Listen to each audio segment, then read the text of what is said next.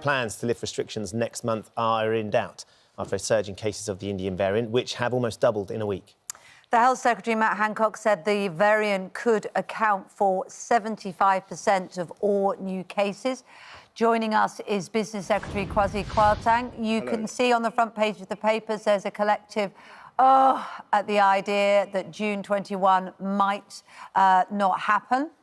However, it is very concerning, isn't it, this rise in number of cases? Is enough being done to contain those cases? I think there is. I mean, the key to that, the key to success here is in the vaccination rollout. And all the data we've seen suggests that the vaccine is effective protection against the Indian variant, particularly if you have had 2 jabs. And I think as of today, 24 million people in this country have had 2 jabs. I think that gives them a measure of protection. And 38 million have had at least 1. So if we can focus on the vaccine rollout and drive those figures up, I think we'll be in a very good place. The 8 places where this surge is happening, particularly Kwasi Kwarteng, is there an idea to try and take vaccines from elsewhere to force the extra vaccine so people can get that second jab as quickly as possible within those 8 areas to try and suppress it as much as we can where it's really, really surging? I think you're right. I think what we're trying to do is to try and drive up the vaccine rollout and the take-up of vaccinations, and we're looking at all sorts of ways to do that. So nothing has been ruled out in that regard. But clearly, the key the key bit of protection, if you like, is in the vaccine rollout, and we're doing all we can to drive that forward. Well, you're talking to us this morning about important matters, but of course it is in the shadow of Dominic Cummings' allegations and the responses from the government to that yesterday. And it's also pertinent, isn't it? Because one of the things he accused Boris Johnson of is dithering of going into lockdown. It's now considered that that was a mistake by many, many people.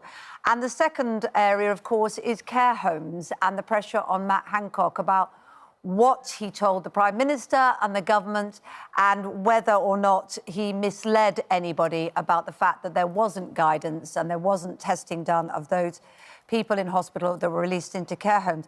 Can I ask you, when did you become aware? When were you told that people were being released into care homes without being tested? And how did you find out? And why did you not instantly think it was a mistake? So you'll probably remember, I mean, you probably won't remember, but I was appointed to my job. I was appointed to the cabinet in January. So I wasn't a cabinet minister at the time that Dominic Cummings was referring to. And I can only really talk about what I've seen as a cabinet minister. And what I have seen is a very rigorous attention to detail, to the scientific evidence. I think we've worked in a very collegiate way. That's what I've seen as a cabinet minister.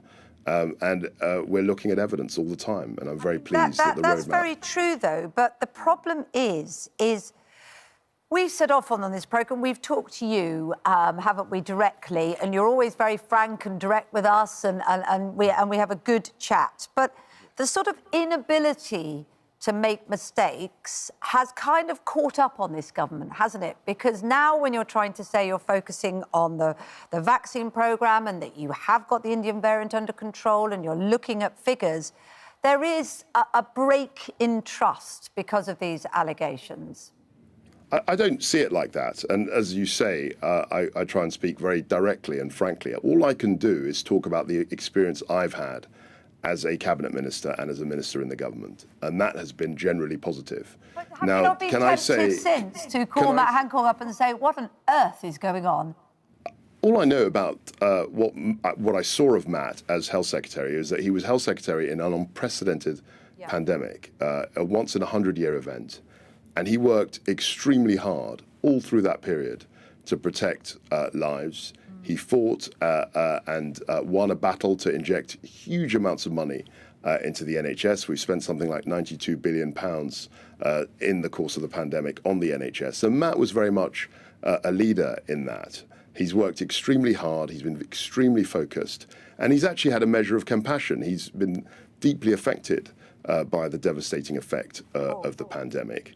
and he's a great professional. So as far as what I've seen, I think he's been a positive force. Now, no politician in the world can hand on heart say that they didn't make any mistakes. Nobody can say that. Why don't they just admit them? That's the thing, because everything you said about Matt Hancock, I think we would all go along with. He seems genuinely concerned. He seems genuinely hardworking. His brow is furrowed, and he's achieved huge things in lots of ways. And yet, it isn't admitted, is it? And of course, it is pertinent to your position, because that delay in lockdown over concerns of locking down a country, there's a new decision to be looked at coming hard at you. Your remit is business. Business is desperate to open on the June 21st, and the Indian variant is causing a problem. Will all of this affect that decision-making and, indeed, our trust in your decisions?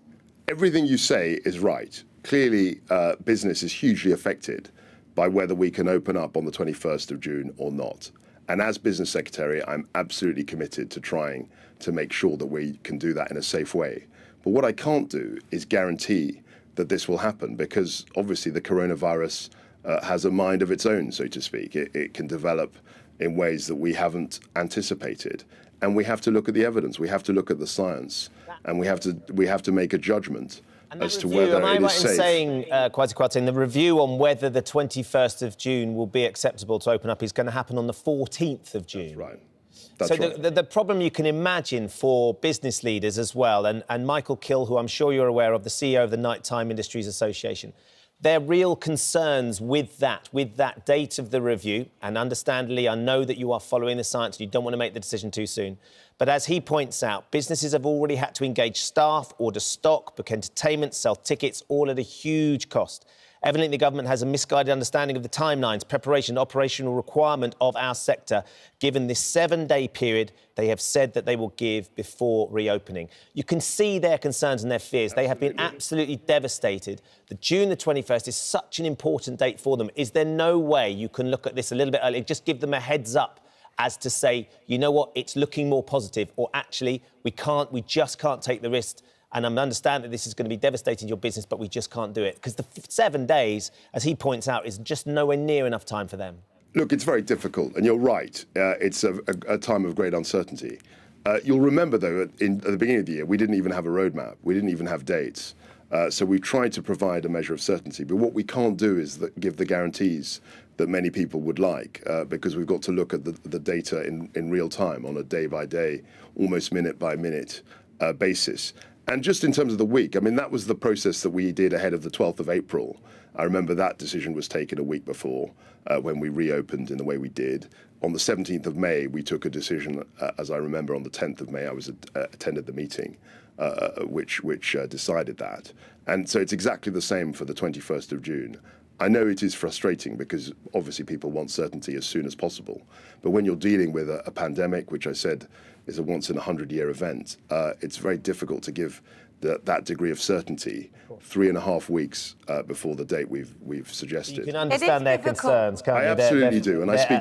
And their financial outlay, the devastation of the last year and a half for them, for this industry particularly, the night times industry, that have nightclubs, that have music venues, where you have to go inside to be able to enjoy what it is that they're trying to do. I think we all appreciate the difficulties that many people across the economy, millions of people across our country have had. It's been a really difficult time. Many people have lost their lives. Many people have lost loved ones. My own minister in my own department lost an uncle to coronavirus just a few weeks ago. And it's been a very, very hard time.